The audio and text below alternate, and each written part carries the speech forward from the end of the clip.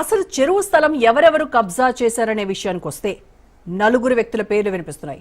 Shankarpally police స్టేషన్లో case నమోదైంది. చెరువు స్థలం కబ్జా చేశారని సెక్షన్ 447, 427, 432 కింద కేసులు నమోదయ్యాయి. A1 Srinivasaraju, A2 Mohammed Arif Khan, A3 Rahim, A4 Rajesh Jain పై కేసులు నమోదు చేశారు. వీరంతా తుర్క చెరువులో అక్రమంగా మట్టి వేసి ఇళ్ల నిర్మాణం చేపట్టారు.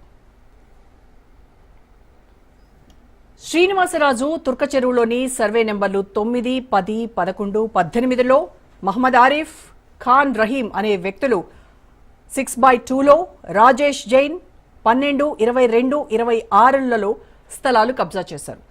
జీవో 111 పరిధిలో ఉన్నా కూడా కట్టడాలు కట్టడం అందరినీ ఆశ్చర్యానికి గురిచేస్తోంది. తుర్క చెరువు ఆక్రమణలపై అధికారులు చేతులెత్తేశారు.